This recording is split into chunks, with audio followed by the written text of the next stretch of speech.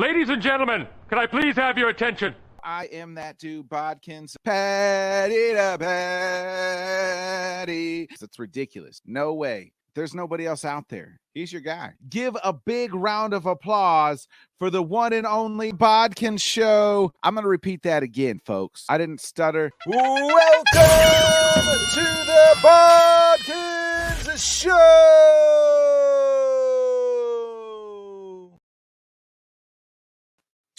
Good evening, everybody. It is another great episode of the Bodkin Show. I am that dude, of course, Bodkins. Little house cleaning stuff. If you missed it, I did put out a nice little recap of the UFC fights last night, this morning, so please check that out. If you missed our Wednesday week 13 preview show, that's also out there. Plus, my weekly sports wrap is also out there. So if you missed any of those, please do check those out on the Bodkin Show. Let's talk sports. Wherever you're watching us, you can catch any of those things. Also on Apple Podcast and Spotify. It is Sunday. It is our NFL Week 13. A lot to get into. A lot to get into. Wild events today. Joey Burrow really good. Bengals own Chiefs.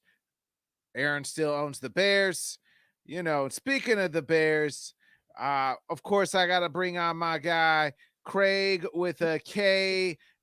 Craig, my Packers, let's start it. I'm not going to rub it in too much, but because neither one of our teams are very good. But it always is a good Sunday when the Packers beat the Bears and we get the season sweep. Yeah, enjoy it while you have it. That's all I'm going to say. Listen, the Bears looked like, I don't want to say the better team, but they looked like they could have won that game for a good chunk of it. It's kind of been the same story all year for the Bears. They're just competitive. They lose it.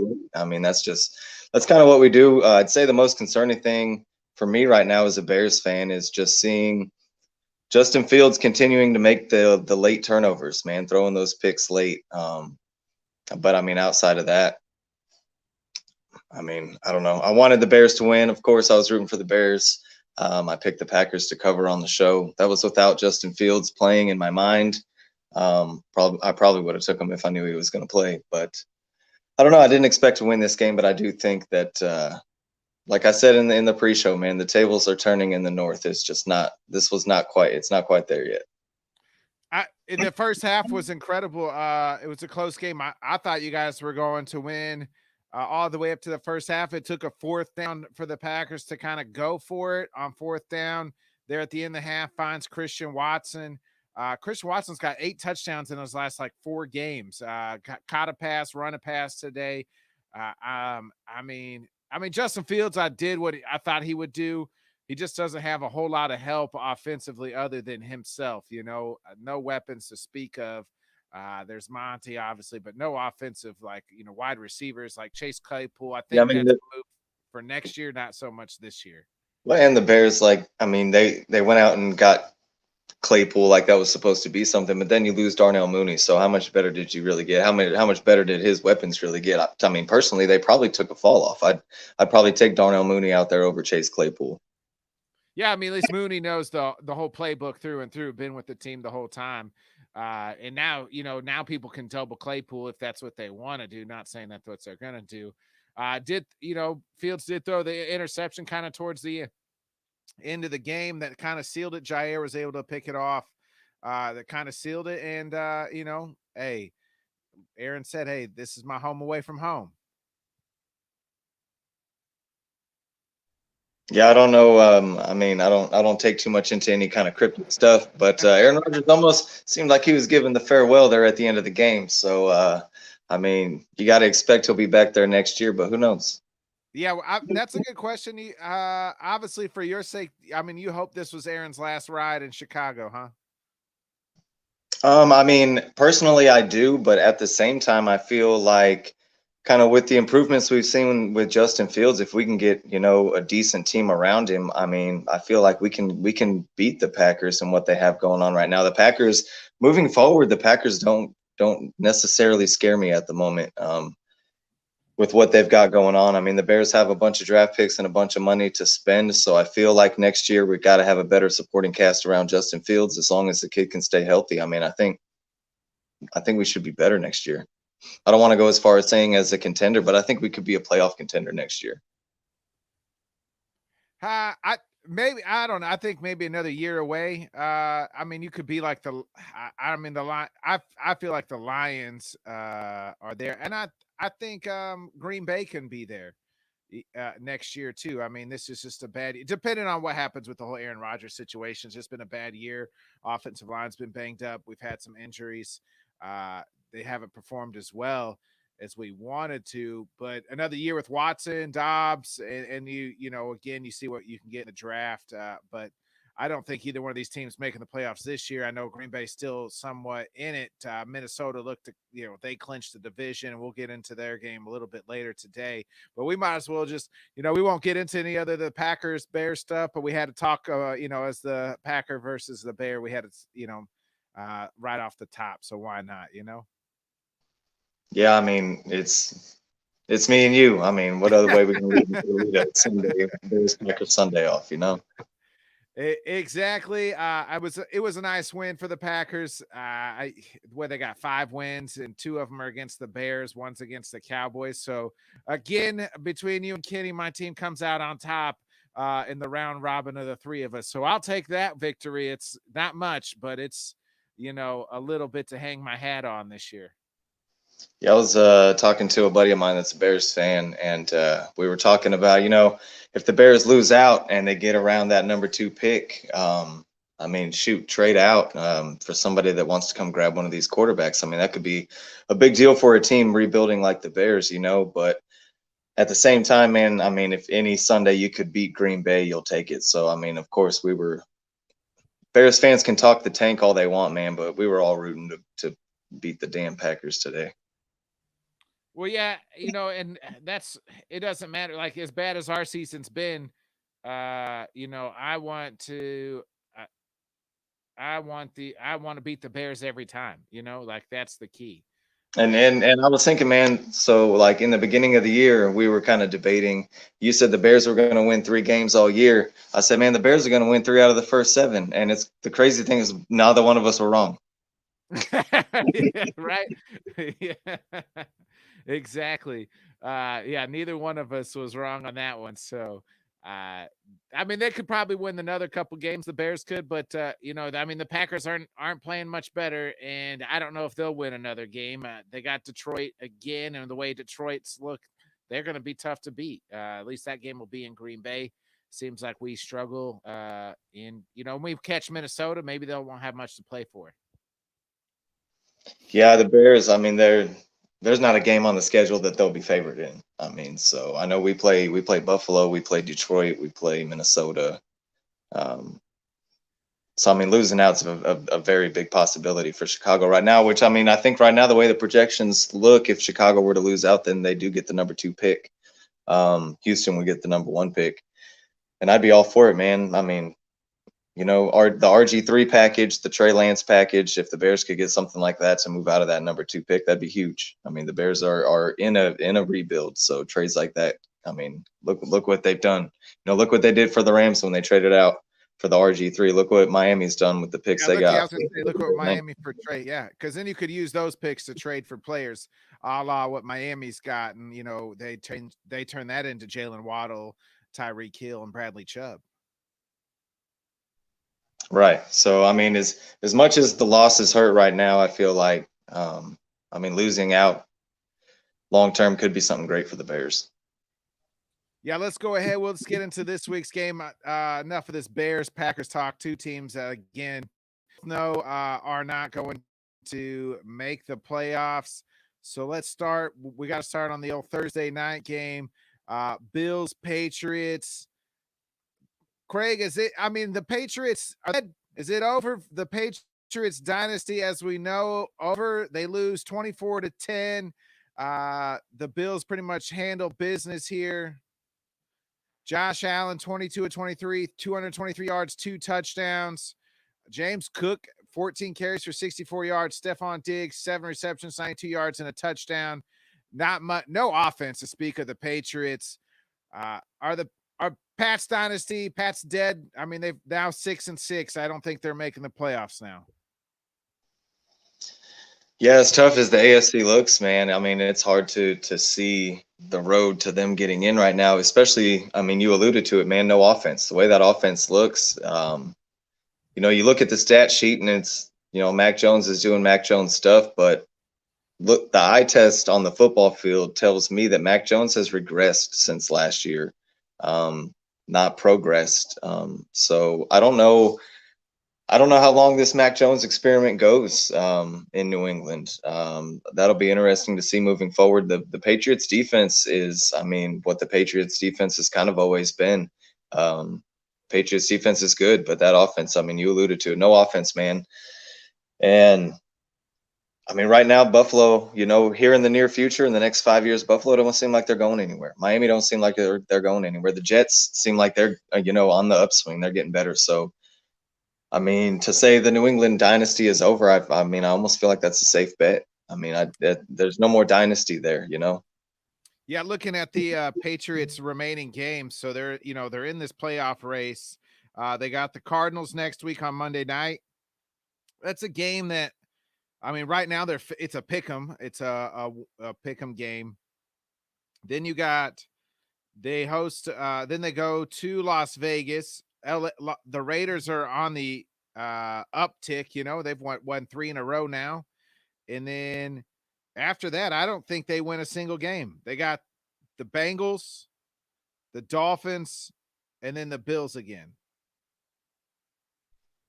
Yeah, I mean, I don't think so either. Those next two are winnable. I feel like the Josh McDaniels versus Bill Belichick. I'm taking Bill Belichick in that matchup whenever that Vegas matchup comes around. Yeah, those last 3 are tough, and they're division games in there. So, I mean, unless they completely lose out, I don't think they're getting in. 8-9, they would have a losing record. And that's not going to be in the AFC. Yeah, and that's not. They're going to finish dead last in their division. Who would have thought that? When was the last time that happened? Yeah, man, shoot. I couldn't tell you. I did hear a stat the other day, and I don't remember the exact numbers, or else I'd quote it. But it was the Bill Belichick stats, basically all of his head coaching stats before Tom Brady and since Tom Brady. Not terrific, man. I mean, yeah, losing record, yeah. probably close to it, 500 maybe. Without Tom Brady.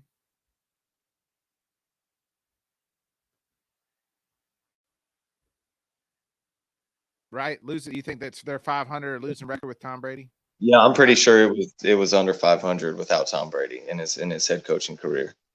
And I mean, this game too, I mean, on the other swing of things, to me it was a good win for Buffalo because they've kind of been slumping, they've kind of been struggling, and I mean, New England has been one of those teams that looks vulnerable, but they also look like they can just about beat anybody on any given night, especially when you're not playing good football. So I feel like, the Bills' record looks like they're one of the powerhouses in the NFL, but the last few weeks they hadn't looked as stout, I guess you'd say, as what they had been. So I felt like that was a good win for them too. Yeah, it was a good win for the Bills. Now the Bills, and we'll get into the Chiefs game, due to the Chiefs losing, the Bills are back at that number 1 seed for the AFC AFC division. So they'll have the number, they would have the bye if they can win out. And you look at and a playoff road running through Buffalo, in December, January. Nobody wants to go play up there when there's a foot of snow and it's -10. Yeah, but their schedule ahead is not easy either. They have the Jets who beat them. Right now, it's still favored. The Bills are favored early right now at -9.5, but I would probably take the Jets at +9.5. I mean, Bills. I'd take the Jets on 9.5, but I'm taking the Bills in a revenge game there. I'm not taking them to get swept this year by the Jets. Yeah, same. And we'll talk more about that stuff on Wednesday. But then they have the Dolphins come to town, which I guess December game in Buffalo, that kind of favors the Bills there. Then they have the Bears, that's winnable. then they have a big Monday night matchup, week 16 or week 17. Bills go to the Cincinnati. That could be all, but for the first place in the playoffs right there. The Bengals are 8-4, own the tiebreaker over a lot of teams, and if they beat the Bills, that would give them that number one spot. So that could be for the line. Then obviously that Patriots game again on the last week of the season. So their schedule's not easy. You figure. I mean, that to me, that the Bengals and Dolphins game is going to be the two that they're going to have to win to get that number one seed. And we'll see how it all shakes out because a lot of these teams are playing each other, and that could affect playoff implications down the road. But these are playoff matchups. I mean, Bills, Dolphins, Bills, Bengals, those are playoff games, Yeah, that's AFC Championship previews. You know what I mean? Yeah. Now, obviously, a couple like the Chiefs or somebody will have some say about that, but we'll see what happens. Let's get into two teams that are kind of rebuilding here. The Falcons and the Steelers. Steelers find a way to win this 19-16. Kenny Pickett, 16-28, 197 yards and a touchdown. Mariota, 13-24, 167 yards and a touchdown. Just not much offense on either side, but Steelers find a way here. Najee Harris, 17 carries, 86 yards.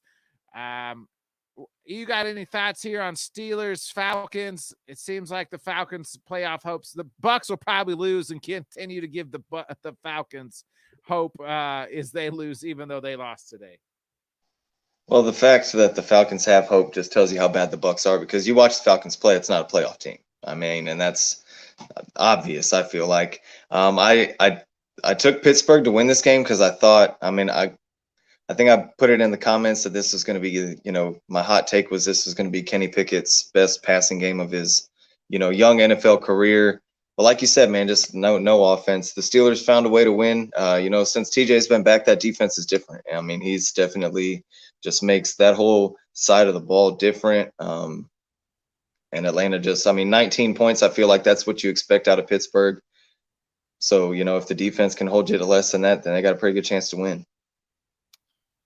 Yeah. Mike Tomlin's still going to continue his streak here of, no losing seasons. I mean, they're 5-7 right now.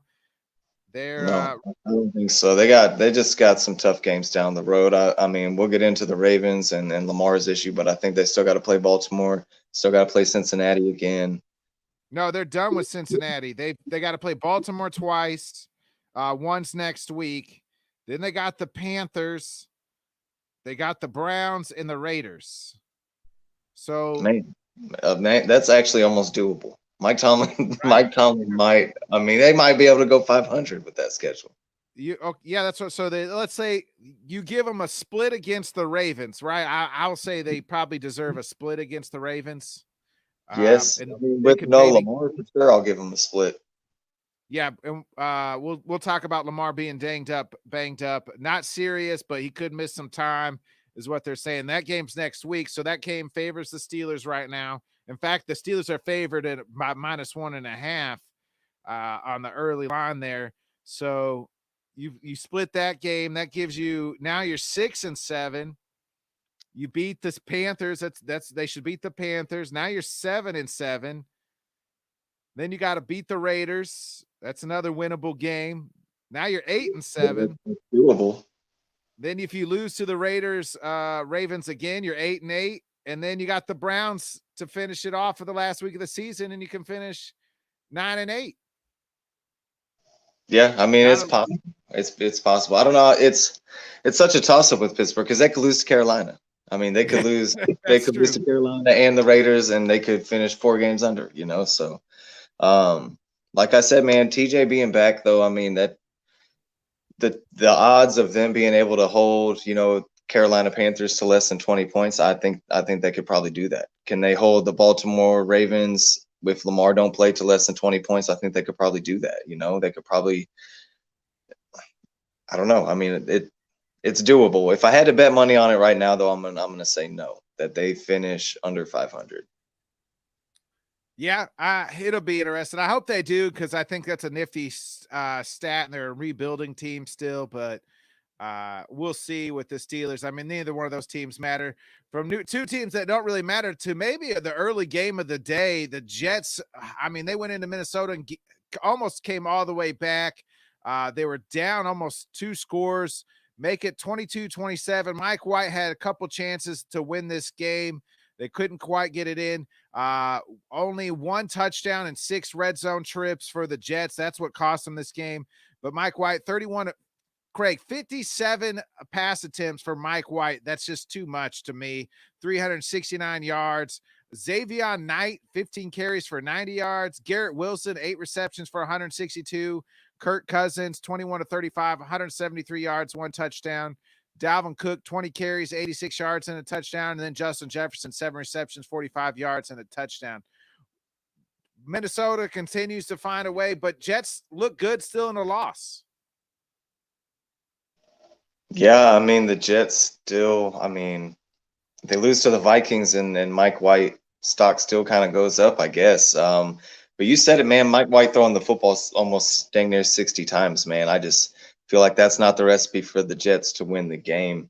Part of that was because I guess they were down, a majority of the game, but I just feel like the Jets' MO is defense and they need to be able to run the football. And I know they got some running backs hurt, Hall's out, Carter's out, but they still got guys back there that can handle the rock, man. I mean, it's somewhat San Francisco-esque where it just seems like they got a bunch of running backs there and they're all pretty capable of playing on it every Sunday. So, I mean, to me, that's the big thing that stands out is the Jets just can't throw the ball 60 times, man. And they almost found a way to come back into it, and Mike White throwing the ball that much almost threw them back to a win. But it's too much, man. The Jets aren't going to win a lot of games that way. Yeah, you got to score touchdowns. 1 touchdown and 6 red zone trips isn't going to get the job done. That's where they failed. I mean, you got to punch it in the end zone. Good teams find ways to get the ball in the end zone. They didn't do it. They had double cracks at it. I mean, they went down 4 tries pretty much from like about the 3-yard line. Then they punt. Then they didn't get it on 4th down. Forced Minnesota punt and was again able to drive down close to able to punch it in. Mike White kind of forced one and just threw an interception, but what Barrios had one in the end zone and just kind of dropped it. Wasn't the best throw, but he still should have caught it. That would have won the game. But Minnesota, again, just they always find a way to find these. They play with their level of competition. I was talking to a guy this morning about Minnesota, and he 100% agreed. They could go and play the Texans next week, Craig, and they would probably win that game 13-10 somehow. And then they would the following week they could play, we've already seen them beat the Bills, or they could play the Chiefs and it's 35-38 somehow. Like it's like they can't put their throat on teams. Yeah, and I mean, man, the Vikings, you look at their record and they're good, but it's just I don't know if it's Kirk Cousins. I don't know if it's because of the Vikings. There's just something about them that makes them tough to believe in. And part of it is the way that they always let teams back into games. They're kind of like you said, they play with their competition. I mean, we've seen them play close games with, the Saints. And then, like you said, then we'll see them play good against the Bills. So it's like, whoever they're playing, it's like the Vikings games just always find a way to be close, unless if here occasionally, they get a stomping like they took from Dallas there, where they just don't even show up at all. To me, it's got to be somewhat concerning because when you have a big lead and you're at home, you got to be able to put your foot on the throat and put a team away. You can't give Mike White the opportunities that he got because, in the NFC playoffs, when it's not Mike White, then it's not going to end in your favor. They've only won 1 game. I'm looking at their record and their wins. They've only won 1 game. That was week 1 by double digits. The second closest game, the second biggest margin they had was the Dolphins game when they won 24-16. And that's if you remember, that's when Tua was out and they had Skylar Thompson back there. So that just goes to show Well, it you. just goes to add to your point. I mean, Yeah, every one of their games is close. I mean, they did get dog walked by Dallas, but in their losses, they're getting dog walked. But every game they win, it's been close. And you look at their remaining. And you've been saying it all year, you know. I mean, like you said, Braxton Berrios basically dropped that touchdown, but you've been saying it all year, man. Every year, there's just a couple teams that got that horseshoe up their ass, and it seems like the Vikings have got that going They right got now. it. Yeah, whatever it is, they got the ball bounces their way this year. I mean, you watch it every year. There's a team that's like, man, they catch all the breaks. A lot of times it's the Packers. I mean, I've seen the Packers, and you've watched them too. It's just somehow like, hey, man, it's just our year. Like the ball just bounces our way. This year, it's the opposite. The ball's not bouncing our way. It's bouncing Minnesota's way. You look at their remaining schedule because they're still fighting for that number 1 seed. At 10-2, they got the Lions next week, the Colts, the Giants, the Packers, Bears. They winning out here. They don't play a team. I'm not going to say they're going to win out. They don't play a team with a winning record the rest of the way. They don't, and that's a very favorable schedule. But they still got to play 2 division opponents, in the Lions and the Bears. I'm still going to say those are going to be tough games. They play all three. The Packers too. They play all 3 games. And they're playing Green Bay again. So they're going to lose one of those 3. I'm going to say they're going to lose at least one of those 3 division games down the road. All right. Yeah. I mean, but they have. I take that back. They have one team that's got a winning record, and that's the Giants, who are faltering. So we'll get into their game, but the Giants are still a team that can give you trouble. You know, where we're sitting right now, I'd probably pick Minnesota to beat the Giants. But I don't know. I don't think they play like we were just talking about, man. They just play too many close games to not. They're gonna lose one in there somewhere, and I feel like it's gonna at least be one of those 3 division games. Kudos to them for finding those ways to win games, because I think in years past we definitely would have said Kirk Cousins is going to give you one, and that's how they would lose the game. So kudos to them for winning. With a young coach, that's a young coach with a talented team, that's sometimes can be an issue. So kudos to them for being able to pull games out, but sometimes it's them pulling games out, and sometimes the rabbit just hops out of the hat for you, I guess. Yeah, 1,000%. Let's get into the next one here. We got the Lions. Just beat the brakes off of the Jacksonville Jaguars. Trevor Lawrence got banged up in this game real bad. Was able to come back into the game, surprisingly. Jared Goff, 340 yards, 2 touchdowns, 31 of 41. DeAndre Swift, 14 carries, 62 yards, and a touchdown. Amon St. Brown, 11 receptions, 114 yards, and 2 touchdowns. Christian Kirk, 6 receptions, 104 yards for the Jags. But Jacksonville, they had the great win last week. But the Lions now continue to play tough and continue to kind of stick around here and have a chance at this, stay in this playoff hunt. Hey, the Lions are playing good football right now, man. They're they've won 4 out of 5, and that only loss was a 3-point loss to the Bills. Yep. So, that's pretty good. The Jaguars, man, what the heck is it with them? As soon as they look like they're getting something together, Trevor Lawrence had his best game of the year, possibly the best game we've seen him as a pro, and then they just come out and lay a turd, man. They did that earlier this year when they just dog walked the Chargers, and then came out and laid a turd the very next week. So, I don't know, man. I guess that's just who the Jaguars are, That's a sign of a young, inconsistent team. You know what I mean? Right. I feel like, if it happens more than once and you start developing patterns, I'm just going to say that that's who you are. And it's weird because that's who the Lions were, just 6 games ago. But the Lions have kind of figured something out. Like I said, man, they've won 4 out of 5. They're kind of in the playoff hunt here. They're definitely not out of it, and they're playing good football. And they're getting another weapon back here with Williams coming off IR. I played today.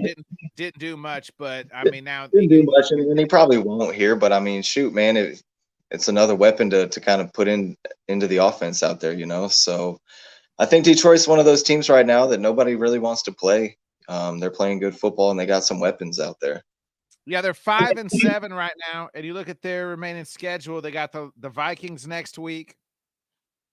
Then they go to New York, to the Panthers, then they host the Bears, and then go to Green Bay on the final week of the season. So I mean, it's That Green Bay game could mean something for them. I mean, depending on how the rest of the Commanders and the Giants and how some of these other teams shake out down the stretch, the Lions could be in the thick of things there for the bottom of the wild card. Yeah, I think that tie will kind of come back to haunt them. That they needed with the Giants or Commanders to lose today, and then they tie. That kind of might come back to haunt them because that'll be one less loss for one of those two teams. Yeah, I mean, regardless, one of those teams was supposed to take a loss. Would have helped Detroit today. Yeah. And Jacksonville's just kind of looking for next year. Try to add another, some more pieces as they continue to rebuild. But Detroit, as crappy as the show looked there last year, they're not winning games right now, but you can definitely tell that the culture is kind of headed in a better direction. So they've got young players, they've got talent. I mean, the Jags, you got to hope they're going to be better next year, right? Yeah, I think they will be. Let's get into maybe this team, the Eagles, Craig, looked to me as maybe the best team in all of football.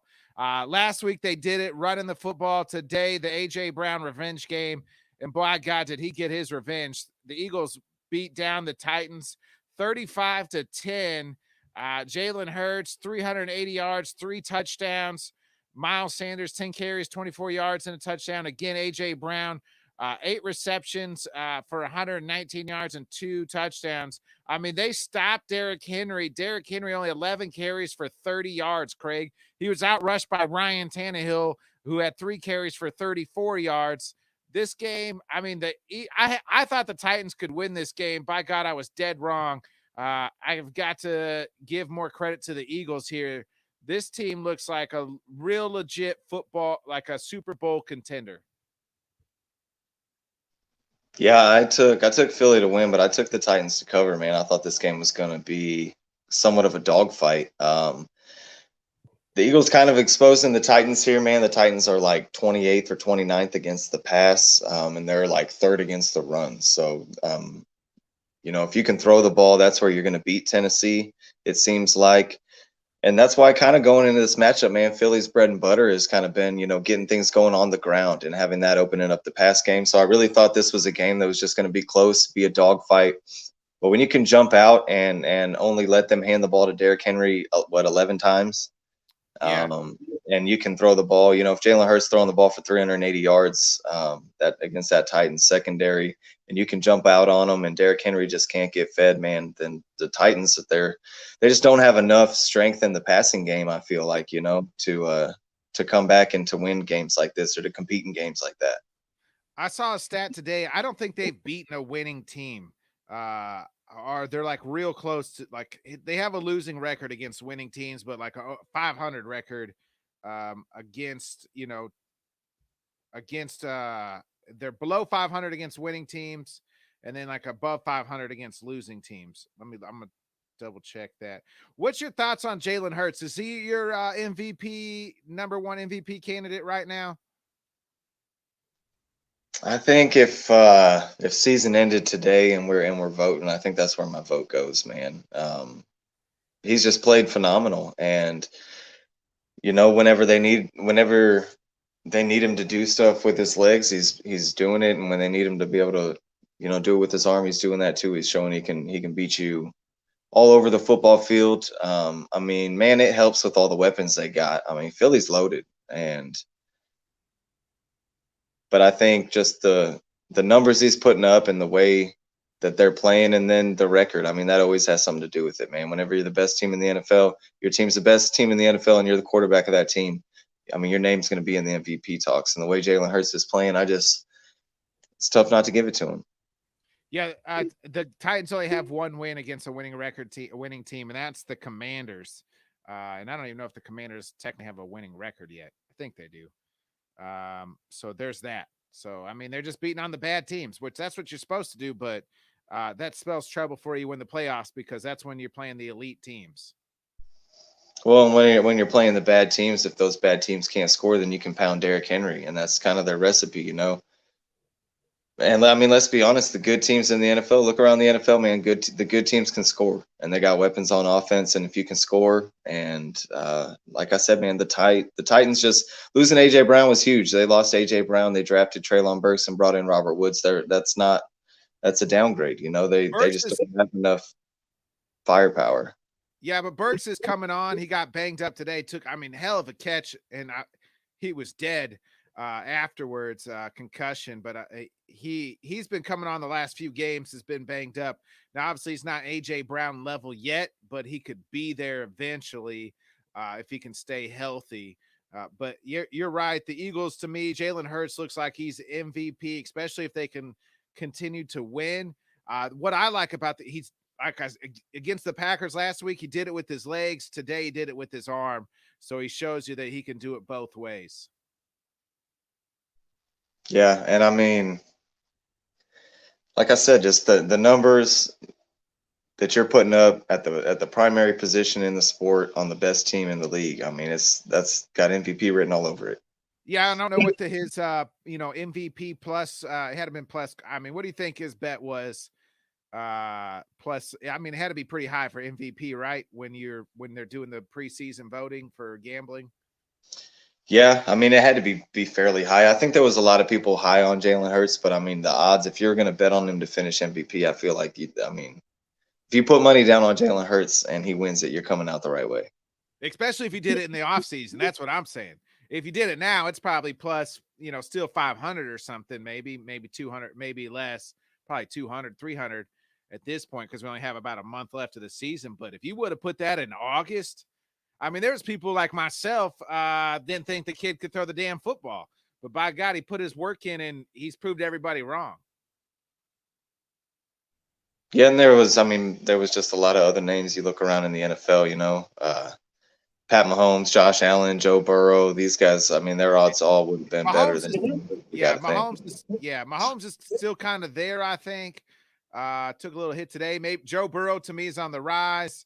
And then Lamar was on that list. Yeah. I mean, Rodgers probably was still on that list. Yeah, all those guys you could write off now. I think today, if I made a list of my top 5 candidates right now, Hurts is probably number 1. I think it's still number 2 is probably Pat Mahomes. Tua took a huge hit today, didn't play great today, and I probably had him at 3 going into the game. But and then Joey Burrow probably is now entering the, what he's doing there in Cincinnati is entering that top 4, top 5 MVP candidate. It's weird to hear you say that Tua is number 3 on that list because it wasn't very long ago that Johnny's boy was getting kind of dogged on the show for having Tua MVP choice, Yeah, no, it was. I don't know if either one of them are watching right now, but that Tua for MVP talk ain't so crazy. It's not. It's my apologies to Johnny Jr. Little Cruz is what I like to call him. Hey, shoot. I mean, this before today, man. I mean, if Tua's playing, I mean, the Dolphins are scoring points and looking good. So, I mean, every week he's just been adding to his stock. Yeah. I'm going to ask you this before we move on to the next game. The Eagles, what's their record here? 11-1. They got the Giants next week. Then they got your Bears, the Cowboys on Christmas Eve. I think that's in Dallas. That's going to be a huge game, obviously. And then they got then they have the Saints, and then they got the Giants again. I see maybe 2 losses. I mean, maybe that's what I was going to say. So I think the Eagles are better than the Giants, but I don't think it's crazy to say that they split. And then I also don't think it's crazy to say that Dallas could win that game on Christmas Eve. Now, it's just as not crazy to say that Philly could win that game. So, I mean, the Eagles still and run the table with that one. Yeah, the way that they've looked, they could win every one of those games, and I wouldn't be surprised about it at all. But it's the NFL, and that's, I mean, man, that's just tough to do. I mean, go the whole season. We're going to go 17 games and lose 1. That's tough to do. So I'm gonna say they lose at least 1. but I'll say 2. Yeah, I'm kind of with you on that. It's very conceivable to me that they could run the table, but because they have 3 division games in there, and division games are always just, for whatever reason, or, because it's your division, they know you better than anybody. It's going to be tough. I think Dallas will have a lot to play for too on that Christmas Eve. So I kind of want to give the edge to Dallas a little bit. They're playing right now. So not much to talk about this next game. The return of Massage Watson at the return of the crime. He looked real stiff, Craig. Probably could have used a little maybe massage because he looked real stiff out there. 12 22, 131 yards, threw an interception. Kyle Allen, 1 touchdown. Nick Chubb, 17 carries, 80 yards, but the Browns find a way to win. It was defensive touchdowns. They had 21 points off of defense and special teams touchdowns, the Browns did. The Texans are just awful. They moved to 1-10. Browns are 5-7. What's your thoughts there on the return of Massage Watson and, these Browns, no offense to speak of today. I mean, Nick Chubb, not even 100 yards, and the Texans' run game is awful. This is kind of okay. So I thought Nick Chubb would go for over 100 yards. I mean, if that was the prop bet, I would have took Chubb to hit the 100-yard mark in this game. But I didn't expect Cleveland to do a lot offensively. I mean, I've been saying this for a little while that, I mean, it's hard to miss almost 2 years of NFL football and just hop right back into it and expect Deshaun Watson to be the Deshaun Watson we used to know. You know what I mean? I think he'll be lucky to ever be at that level again. But dang sure out of the gate, there's got to be some adjusting back into the game. I mean, Michael Vick was good when he came back, but I mean, I feel like when you miss time like that, it takes time, and I mean, it's the NFL, and I mean, it is an elite level, and I didn't expect the Browns to do a lot. I took the Texans to cover, but God, man, the Texans just stink. If you told me that the Browns are going to score 6 points offensively, then I would have felt pretty good about my Texans pick. And then they still lose by double digits. So, I mean. Yeah, 21 points again off of defensive and special teams. So that's how the Texans just bad in all 3 phases of the game. And that's a shame, man, because that's a Lovie Smith team, man. And when Lovie Smith was coaching for Chicago, if there's anything we did well, it was defense and special teams. Well, you have playmakers. That's the difference. They don't have nobody on the Texans. They got nobody. I didn't make my Rams tryouts. I'm heading to the Texans next. We'll get into the Rams. The Rams almost shocked the Seahawks today and ruined one of my parlays. Thank God the Seahawks found a way. But I mean, that is Lovie Smith. Are they going to fire Lovie? Is it going to be back to just back-to-back firings here for the Texans? I was on a show where I was listening to Ryan talk about it, and they were kind of saying, they're going to fire. They think they're fired Lovie. I don't think they can, right? Like firing 2 coaches like that back to back. It's the NFL, so I mean they can, and it's the Houston Texans. I mean, so who knows what they're going to do? But I feel like when they gave Lovie that job, there was an understanding there that they were going to stink this year. They weren't giving Lovie a whole lot to operate with. You know what I mean? I just think that I don't know that Lovie is their coach of the future. I think there was an understanding that they basically knew everything they were going through with Deshaun Watson, everything they were going to do with this rebuild. And I feel like Lovie Smith is probably the bridge head coach. And I feel like he's probably got this year and he's probably got next year. They're not going to be good next year either. And then they can probably justify firing him based off the record. But I feel like this is what they knew what was going to happen. This ain't Lovie Smith's fault. Lovie Smith he's got spoiled groceries there. You're asking him to cook you dinner. It's rotten, man. Not even, just full. They'll have Bryce Young next year, and they'll have another top 5 pick because they'll have our top 10 pick because they'll have the Browns pick. So 2 top 10 picks plus all the other picks in the draft. So no need to waste any other time. 2 teams, we talked about it just a little bit, Craig, that hurt the Lions' chances that trying to get into the playoff race. They tie. This game looked like it was going to be the Commanders the whole way. Taylor Heineke, 27 of 41, 275 yards, 2 touchdowns, 25 of 31, 200 yards and a touchdown. Brian Robinson, 21 carries, 96 yards. Daniel Jones, Saquon did get in the touchdown. Terry McLaurin, 8 receptions, 105 yards and a touchdown. I was going to look up Saquon. I know Saquon got in. This is the Giants. Here we go. Saquon, 18 carries, 63 yards and a touchdown. Craig, I like to see Heineke win, but at the same time, I kind of want the Commanders to lose because I think not playing that kid early on in the season and playing Wentz over him is going to cost them in the long run. Yeah, and I mean that's a very big possibility. The way they started the season, those losses that they got with Wentz could be the difference in them getting in the playoffs and not. The way everything else is shaken out, this tie. Whenever I first saw that they were going to tie, I was like, man, this hurts both those teams because somebody needs a win there. It's just crazy to think. It's crazy to think that fourth place in that division could still make the playoffs in the NFC. And that's the way it could shake out with this tie now. Yeah, that's what I was just looking at. I was pulling up the standings right now. Let me go to the playoffs here. And if the playoffs ended today, there's 7 teams that get in, right? 7 teams. So the Commanders would not get in due to the tie because Seattle gets in with the 49ers, and we'll talk about them and their tough road ahead.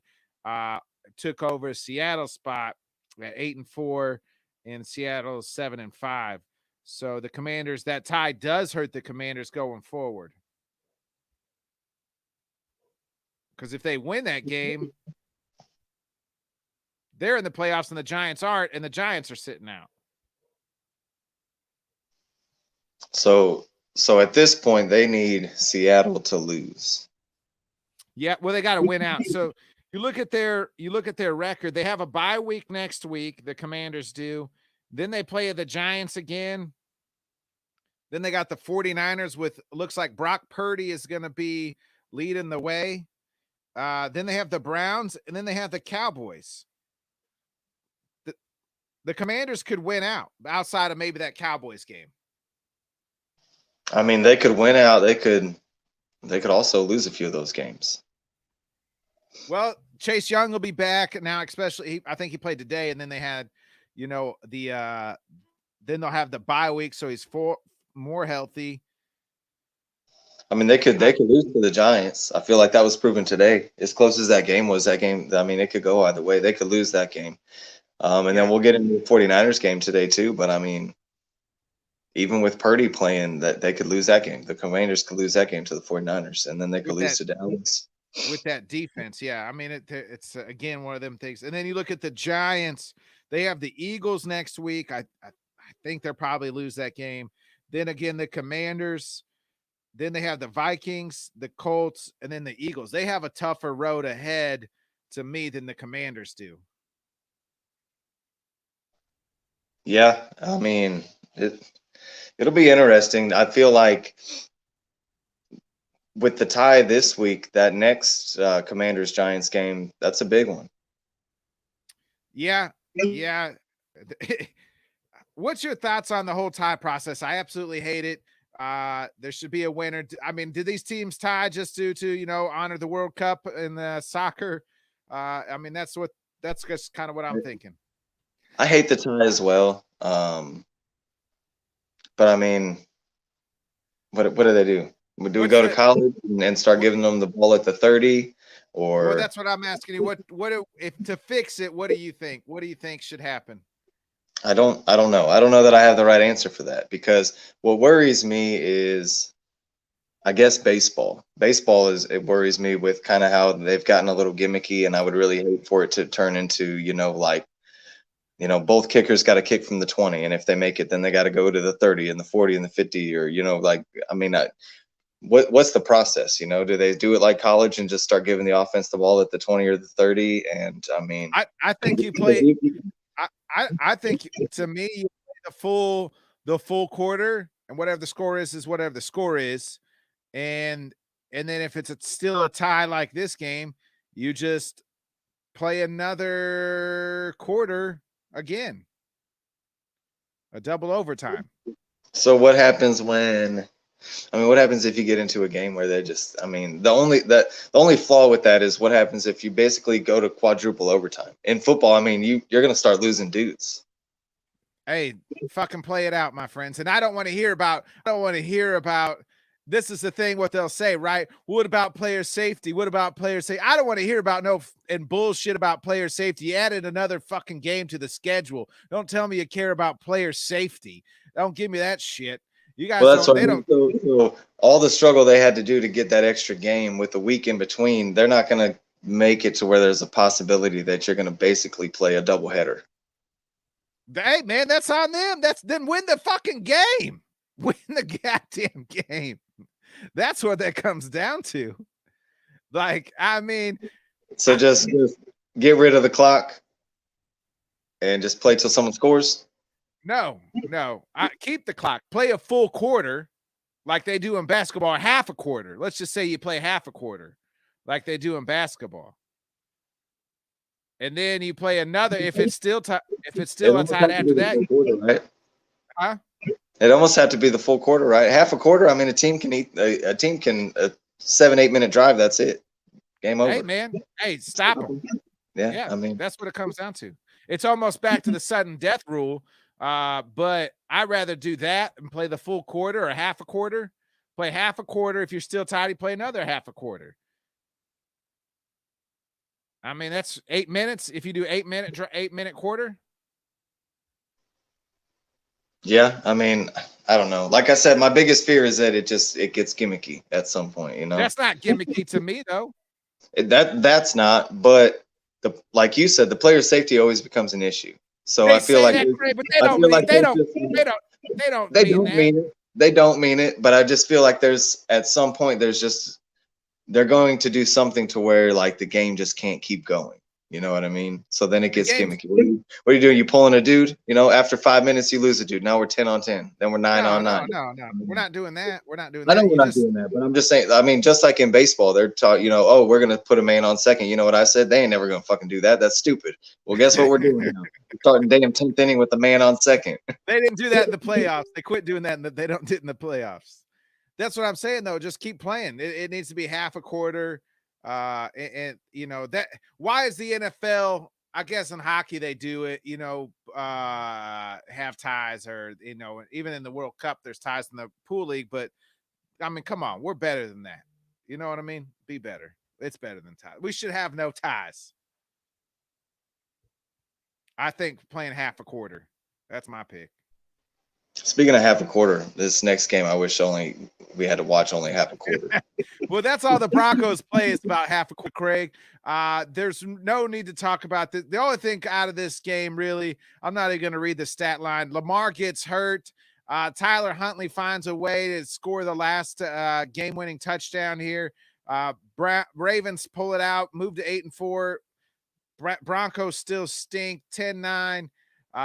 Who knows how long Lamar's out for, or if he's even going to be out, but banged up knee. They said it's not too serious, but who knows if he's playing next week against that Steelers, that game that we talked about. Ravens can't make a deep run and probably can't win this thing if even win the division if Lamar's out, right? No, definitely not, man.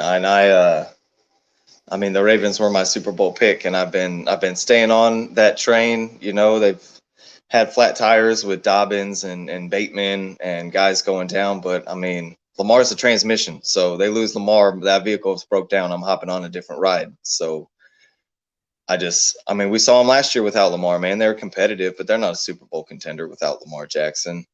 So he's got to be out there for him. You won 10-9 against the dang stinky Denver Broncos. That's you're not going to be very many teams playing that kind of football. Yeah, Tyler Huntley's he's a capable backup, right? He's not he's not Trevor Siemian or somebody like that. He's capable, but they got a rough schedule ahead. He's capable to win you some regular season games, but he's not. Don't give him to me in a playoff game against Joe Burrow or Josh Well, they Allen. got to play the Bengals again. They got to Yeah, play the Bengals again, which would be for the division. yeah, and that's the big thing is look how the Bengals are playing. So if you're the Ravens and you're losing Lamar Jackson, Bengals are in the rearview mirror right behind you, man. I mean, they're probably going to win that division if Lamar misses a couple games. What's this do the second year now? Let's just say Lamar misses 2 games. And there's what, five games left, 4 games left. What's this do to his contract negotiations kind of going forward? As you know, the second year in a row, he's kind of, when they needed him most for the stretch run, he's been out. It's got to hurt it a little bit, right? I mean, he's a quarterback that makes money with his legs. That I mean, he's can't play a full season because he's having leg injuries. That's something scary when you're talking the amount of money that they're talking with Lamar Jackson. Yeah, they're all their remaining games besides one are all the division games. They play the Falcons. The rest are all division games. Steelers twice. They got the Bengals at the end of the year, which probably could be for the division, possibly even for the AFC title or AFC number 1 seed. Everything could be on the line on that game. That'd be the Sunday night game. Would have to be, right? I would think. Yeah, I mean, if that game's got implications, they'll flex those games at the end, the ones that matter, Yeah, let's get into what I would think maybe the shocker of the day, Craig. And I don't mean just, I know the 49ers were favored to win this game, but I had the Dolphins all the way, money line, points, everything. And the 49ers just kind of put it on them. 33-17. Tua just didn't play very well. 18-33, 295 yards, 2 touchdowns. Jimmy Garoppolo gets hurt early in that game. And what do you know? Brock Purdy, Mr. Irrelevant a couple years ago, 25-37, 210 yards and 2 touchdowns. Christian McCaffrey, 17-66. Tyreek Hill, 9 receptions, 146 yards and a touchdown. Christian McCaffrey, 8 reception, 80 yards and a touchdown. Tua did get banged up in this game, but he did come back in this game. Jalen Waddle, only 1 catch. Two interceptions, more important. That's what they can't have, is the 2 interceptions. I mean, Jimmy wasn't even in this game long enough.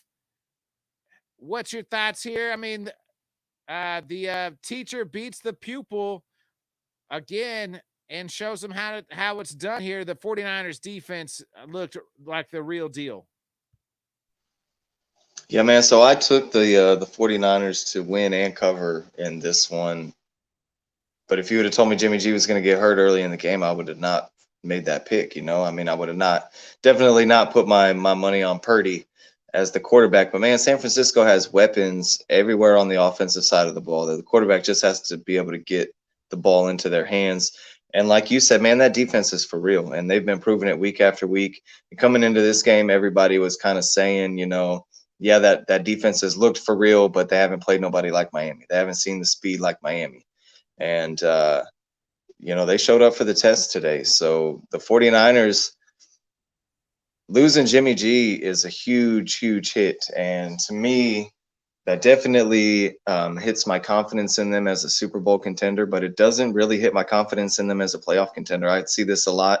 I see this being a lot like when Dak went down in Dallas, man. That defense just being good enough to keep them around in games. And the 49ers, like I said, man, they got enough playmakers on offense that Purdy doesn't have to be great. He's just got to get the ball to McCaffrey or get the ball to Debo or Ayuk or, George Kittle. And they've got a bunch of guys out there that can make plays. Yeah, I'm looking at their remaining schedule. Let me know what you think here. The remaining schedule. So they're 8-4 right now. The Seahawks are a game back. They got the Bucks next week. Then they have the Seahawks, then the Commanders, then the Raiders, and the Cardinals. I mean, can Brock Purdy lead this team to the playoffs? Because I feel like if they got to win the division to get in, possibly, I guess. I mean, they could maybe get a wild card. I feel like if they beat the Commanders, who else was on there? So they got Seattle. I mean, if they beat Seattle, then they're 2 games up in the division. So that would be they got Seattle not this Thursday, but next Thursday. The Commanders are in the playoff hunt. So if they beat the Commanders, then I feel like they're sitting pretty good. I mean, I feel if Brock Purdy can go 2-3 in the last 5, that gives them 10 wins. That probably gets them in. If he can go 3-2 and they're sitting at 11 wins, they're in for sure, I think. Yeah. I'm trying to look, but who's their? I mean, they could maybe beat the Buccaneers, right? Like the Bucs look bad. They can't score. That could be a low-scoring game. Yeah, the Bucs, man, I'm worried about them being able to score against that San Francisco defense. You know, the Raiders. I mean, I feel like if right now the Raiders have found a recipe and it revolves around Josh Jacobs, I feel like 49ers can stop Josh Jacobs, and I feel like again they've got guys on the offensive side of the ball that Purdy doesn't have to be great. He's just got to get the ball into their hands. So I mean, I feel like that Raiders game is winnable, and I feel like the Seattle game could be winnable.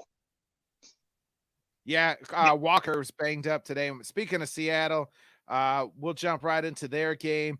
They find a way. They were down in this game late. They find a way to win 27-23. Geno Smith, 28 of 39, 367 yards, 3 touchdowns.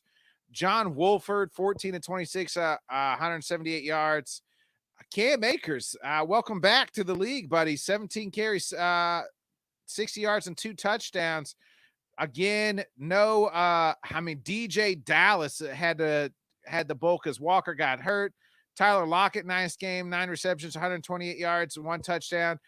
The Seattle's barely bangs on to this college Rams team because everybody is hurt for the Rams, but somehow Seattle hangs on and is hanging in this playoff race. Yeah, I mean, it wasn't pretty today, but when they needed Geno to get him a score, at the end of the game, he did it. I mean, and they were able to pull it out against a very banged up Rams team. I mean, I feel like this was a game that Seattle kind of had an opportunity to make a statement, man. And the Rams hung around. I mean, it looked for the majority of the game like they were going to find a way to win this dang thing. And like I said, kudos to Seattle, man. When they needed a drive late, Geno was able to give it to them. And I mean, shoot, you said it. They're in the playoff picture now, even not as division leaders. So losing Walker is huge. But we'll have to see what they do. I don't know how long he's out for. I didn't see how long he's out for. I didn't see either. But yeah, I mean, if he misses time, that's a big deal because it definitely seemed like they had something kind of going there. Do you think they can overtake and retake the AFC West there with, especially now that Brock Purdy's running the show for the 49ers? I mean, you can't say no. I feel like if they've got that game coming up against San Francisco, they got to win that game. If they can win that game, that division's up for grabs, I feel like. Yeah, they're a game back. They have the Panthers. Their schedule's so tough too. I think they could probably finish out 2-2. I think they beat the 49ers on that Thursday night game. But they got the Panthers. That's a winnable game. But then they got the Chiefs and Jets. I think they probably drop those 2. And then they got the Rams again, and they should be able to win that game. And that probably, those 3 wins get you to 10 wins, probably get you in. Who would have thought that? I think 10 wins gets you in. Let's get into 2 teams. Probably not making the playoffs again either. The Chargers fall to the Raiders 20-27. Raiders are moved to 5-7. Finding ways. I think this is their 3rd win in a row here. And then the Chargers fall to 6-6. Justin Herbert, 28-47, 335 yards, 1 touchdown. Derek Carr, 16-30, 250 yards, 2 touchdowns. I mean, Josh Jacobs, you said it earlier, Craig. They found a way. 26 carries, 144 yards, 1 touchdown. Devontae Adams, 8 receptions, 177 yards, 2 touchdowns. Keenan Allen, 6 receptions, 88 yards, and a touchdown. Raiders win their 3rd win. I think their 3rd one in a row. You got any thoughts here on Raiders Chargers, on 2 teams that already looking at next year and possibly one team looking to change its coach? Yeah, I mean the Chargers have got to start looking to change the coach, right? You've got your guy in Justin Herbert. You got all this talent on the offensive side. You went and added all these pieces on the defensive side, and you're talking about competing with the Kansas City Chiefs. And guess what? You still can't do is beat the dang Raiders. So don't talk to me about competing with the Kansas City Chiefs in this division when you can't beat the freaking Raiders. I kind of thought the Raiders were going to be an issue for them just because the Chargers all year, man, they just can't stop the run. And the Raiders have found something here with just feeding Josh Jacobs, man. I mean, this dude's getting the ball 25, 30 times a game, but the recipe is working. They're winning football games. And Devontae Adams, man, I mean, don't let his day get overshadowed. He balled out today and made some great catches. But man, I mean, the Chargers, I feel like it's time, and it's got to start with the coaching, man. You got to make a change here. This was a game they had to win, especially with the way the playoffs were looking. And the Jets losing today. This was a game the Chargers needed to try to get into the playoff hunt here. And I mean, the Raiders aren't very good. They're not a very good team, and the Chargers just can't seem to find ways to beat them. Yeah, I want to stick with this Raiders here for a second. So they've won 3 in a row, Craig, and they're 5-7 now. Their remaining schedule, they got a lot of winnable games. They have the Rams next week on Thursday night. That's a winnable game. That's a game they should technically win. Now I know who knows the Raiders whether they do that or not. Again, they're probably one of the most wish-washy teams. Then they got the Patriots on Sunday night. I think that game got flexed out but maybe it's still in there. Who knows who wins that game? That's a winnable game, right? But who knows? That's also a game they could lose. They got the Steelers, who are also 5-7, who we mentioned earlier, trying to get Mike Tomlin continue that streak. They got the 49ers, which with Brock Purdy. And then that last Sunday night game, they got the Chiefs. And that's a game I would think. I mean, they've been playing the Chiefs tough. Not saying I don't think they're beating the Chiefs, but if the Raiders ever play anybody tough, it's their division opponents, right? I mean, they always seem to play the Chiefs tough. And Josh Jacobs has been the recipe that's been winning them games here, and I feel like he always seems to have great games against the Chiefs. So, I mean, that's a game you can't count them out of. That schedule, I mean, it sounds favorable. They're 2 games under 500 right now, though, so I feel like at most they're going to win, 8, 9 games? I just don't know if that's enough in the AFC. Yeah, I don't think it's enough either. I'm just saying they got some winnable games where they can make some things interesting, but they pretty much damn near got to win out. And I don't think that's going to happen. I mean, they could. So if they beat the Rams this week, that game, the McDaniels against Belichick game, becomes a very big game for them, because if they win that game, then they're sitting at 500. And I mean, the AFC is tough, but sitting at 500 with 3 games, yeah, all you got to do is be hot. All you got to do is get hot, and you can get in.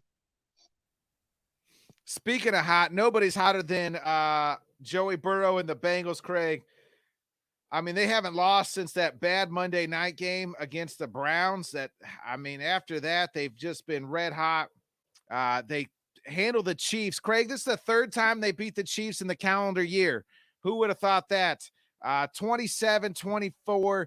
Joey Burrow, 25 of 31, 286 yards, 2 touchdowns. Patty Mahomes, 223 yards and a touchdown. Isaiah Pacheco, 14 carries, 66 yards and a touchdown. Samaje Perine, 21 carries, 106 yards.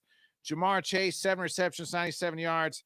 I mean, this team, the Bengals defense looked really well. And I thought the Bengals offense, I thought their terrible coaching calls sometimes was going to end up costing this game. But the Bengals able to get a key turnover late in this game and secure this win to move to 8-4. Huge win here for the Bengals. Do the Bengals just have the Chiefs number? I mean, it kind of seems that way, right? Going into this game, I was just like, man, there's no way Pat Mahomes is going to lose, be 0-3 against anybody, against any of these teams. But man, he's 0-3 against Joe Burrow. So I don't know. To me, this was the game Kansas City kind of had it circled. Pat Mahomes talked about, losing 2 of them last year. But man, Cincinnati they're looking like the playoff Bengals of last year, and they're kind of getting it together at the right time. they're a team nobody wants to see. They're a team nobody wants to play. And man, I just really hope the Bengals and the Chiefs meet again in the playoffs because I mean, there's a storyline building here now. And if the Bengals beat the Chiefs again in the playoffs, then that's, I mean, the Bengals and Joey B, they're the real villain to the Kansas City Chiefs. They're kind of the kryptonite, you know what I mean? So Right. How about like this? It's kind of weird how this is working out with these three young quarterbacks. Like Josh Allen can't beat Pat Mahomes. Maybe I don't really know if the Bills and Bengals have had like this rivalry yet, but maybe like Allen can beat Burrow, but Burrow can beat Mahomes. Mahomes can beat Allen. You know, it's just kind of like this weird triangle here with these three great young quarterbacks that hopefully we get to watch for the next, 10, 15, at least 10 more years. yeah, and the crazy thing is, I mean, the quarterbacks are always going to get the attention. Both these offenses are stacked with dudes. But just like the last time they played, man, it's the Cincinnati defense that you got to tip your hat to, man. Making plays when they need to. I mean, in the playoff game, they were able to hold the Chiefs to nothing. They're late in the game whenever they needed to. And like you said, I mean, getting the big turnover late. So Joe Burrow, absolute dog. I mean, they got playmakers all over that team. Cincinnati is damn good. But man, you got to tip the hat to the defense over there. Yeah, the defense and made some good stops. They got after Mahomes, sacked him a few times. But I mean, there was just plays in that game where Joey Burrow looks like he's about to get sacked and somehow rifles one into, Higgins. One was to Higgins to secure the game. I just thought I thought this game was going to go to the Chiefs because they're in the second, right before the halftime, they could have went up 20, could have scored 21. And they go for it on 4th and goal. They try to get too cute and they get sacked. And then later on in the third quarter, Joey Burrow just hits Boyd wide open and he drops a walk-in touchdown. I thought that was going to come back and haunt him. But kudos to the Bengals for sticking around and fighting and finding a way to knock off the Chiefs. Yeah, and to me, man, I mean, I know we call him Joey Cool for a reason, but to me, man, these are the games like that gets Joe Burrow. Like this is what he wants. He wants Pat Mahomes is coming against me with revenge on his mind from last year. Like that's what Joey Burrow wants. I feel like he just seems to thrive. And the bigger the moment is, the bigger the game is, the bigger the opponent is. I just feel like that's where he wants to be. 1,000%. Craig, let's go ahead. Speaking of Joey Burrow, let's go ahead and get into our Dogs of the Week. Who is your dog of the week for week 13? So dog of the week, I know we do players or we'll do, teams or units. This week I'm going with the defensive side of the ball for the San Francisco 49ers, man. They've been playing incredible defense. Coming into this game, they had 4 straight games that they hadn't allowed any points in the second half. And everybody kind of said, man, well, that ain't Miami. You ain't playing Miami. This is a different animal. Jimmy G goes down early, and I mean, the defense just stepped up. Not even counting the pick 6 that they had to kind of seal it late or the strip fumble. But the last 5 games coming into this, man, Miami was averaging 34 points a game. And you cut that number exactly in half, and it's 17, and that's what they scored today. So San Francisco defense showed up for the challenge and made a statement against, one of the hottest teams in the NFL. So I feel like that was a big win for them, especially losing Jimmy G. That defense showed up. So the San Francisco 49ers defense collectively, my dogs of the week. Yeah, my dog of the week, you know who I just said it. It's Joey Burrow and the Bengals, but mainly Joey Burrow, Jamar Chase as well, man. The whole Bengals offense, the whole Bengals as a team. Here come the Chiefs, revenge game, you name it. Joey Burrow, Joey B, Joey Cool, my future baby daddy, whatever you want to call him. Joey Burrow and the Bengals, my absolute dog of the week, handling business against the Chiefs, tying the Ravens in the division, still 1 game back of the AFC, number 1 seed in the playoffs. They look like the best, the hottest team. And really, you could make a case right now that they're the best team in the AFC. you talked about it earlier, Craig, how the Bills have been stumbling. Well, they got right Thursday night, but they've been in some close games and just haven't looked like this wagon that at sometimes they were. Where now the Bengals look like a wagon. And you talk about Higgins, you talk about Chase. There was no Joe Mixon, and Samaje Perine still runs for 109 yards on that revamped offensive line. So Joey Burrow and the Bengals are my absolute dogs of the week.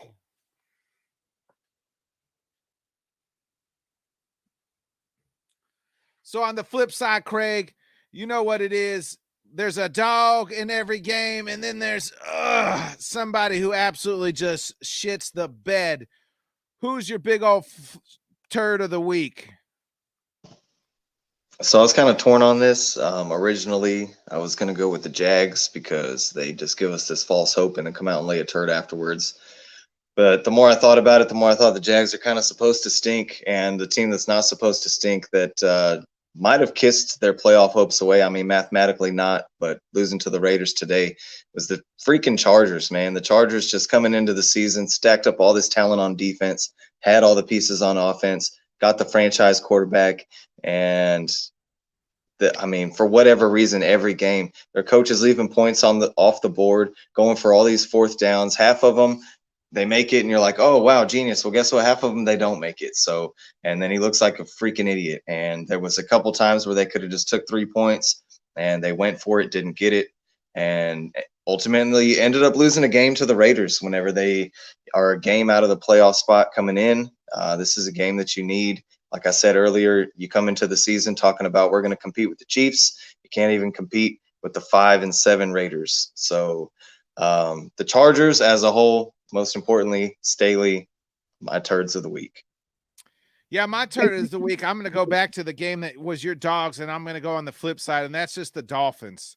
Tua, 2 interceptions. They only score 17 points. You lose a game in which it's not like Jimmy got hurt late in that game, right? I mean, Brock Purdy played 90% of that game, and you lose to Brock Purdy. Unless you're Iowa State and follow the Big 12, you probably don't even know who the hell Brock Purdy is. And that's who they lost to. You only score 17 points. I mean, yeah, the front 7 of that 49ers defense is really freaking good, but the secondary at times is questionable. And McDaniel, you guys were getting all the love in the week. You mentioned everybody was talking all the love about the Dolphins, their speed. The pupil could beat the teacher. And then you only score 17 points. You got guys like Zach Wilson, or not Zach Wilson, but Jeff Wilson, and they're commenting and talking about stuff. You know what? Shut your mouths. You had everything to be played for, and you lost to Brock Purdy. No. Yeah, Miami. Sorry, Johnny. Sorry. But your Dolphins get my big old fat turd of the week. Miami Dolphins turd of the week. Craig, I don't know. Johnny's going to be upset with you over that. Craig, you got any last and final thoughts here before we get out of here? No, not really. The game I was most intrigued about coming into this was Philly, Tennessee, because I really thought that was going to be the game of the week. It was somewhat disappointing. And then I don't want to at all say the Bengals were my surprise of the week, but I just really thought Kansas City was going to do it, man. I mean, beat Kansas City 3 times in a row. They beat them every single game's been by a field goal, but Joey Burrow 3-0 against Kansas City, man. I mean, that's something. Yeah, it is something. That's one of my 3 upsets landed. I had the Titans in the upset, the and then the Dolphins and the Bengals. And well, my guy Joey Burrow didn't let me down. Tua and the Titans let me down, but my guy, my love, Joey Burrow didn't let me down. My man crush continues to crush it. It's sweet when everybody else here, you know how it is. Everybody else here is Chief fans, and seeing Mahomes. and them and everybody in Chief Nation cries. So, take that, Tanner. On your own birthday, nonetheless, Joey Burrow comes in and wrecks your birthday. So happy birthday again to shout out to my co-host Tanner. Before we get out here again, Let's Talk Sports is doing a giveaway. All you got to do is subscribe to the Bodkin Show, Let's Talk Sports, the Whiskey Podcast, and just leave some comments. And you're good every time. The person who leaves the most comments from like Thanksgiving to Christmas has a chance to win $100, jersey of their choice, an LTS shirt and mug. So there's all that. I'll be back. Go ahead, Craig. I don't mean to cut you off, but I'm just thinking, who's more hated in Chiefs Kingdom, Tom Brady or Joe Burrow? Right now, it's got to be Joe. We're gonna have to ask Burrow, right? Yeah. I mean, I was sitting here thinking, I mean, there's probably not a more hated guy. The Chiefs probably don't hate anybody more than Joe Burrow, right? And then I was thinking, man, a lot of Chiefs fans I know hate Tom Brady. So, I mean, which one? It's probably Joe Burrow. Right now, it's probably Joe. If you took the poll right now, it's probably Joe Burrow. Right? It's probably Joe Burrow. We'll ask. Hey, well, I'll ask Tanner that on. Maybe we do a Bodkins and Buffoon tomorrow. I'll have to ask. That's a good question. Send that out to Chiefs Nation. Again, be a friend, tell a friend, folks. Subscribe, like, share. You guys know the deal. We'll be back Wednesday for our Week 14 preview show. So tune into that. It'll be me, Johnny, hopefully Craig if he's off work. We got Scott Cobe from LTS joining us as well. So it'll be a lot of great fun. I'm excited to catch that. So we'll see you guys then. Have a great week, folks. Week 13, all but over here. Cowboys are still winning. And who's playing tomorrow? Oh, Bucs Saints tomorrow night on Monday. Should be a great one. Not. All right, we'll see you, folks. Got to hit the wrong button. I got to find the outro. There she is.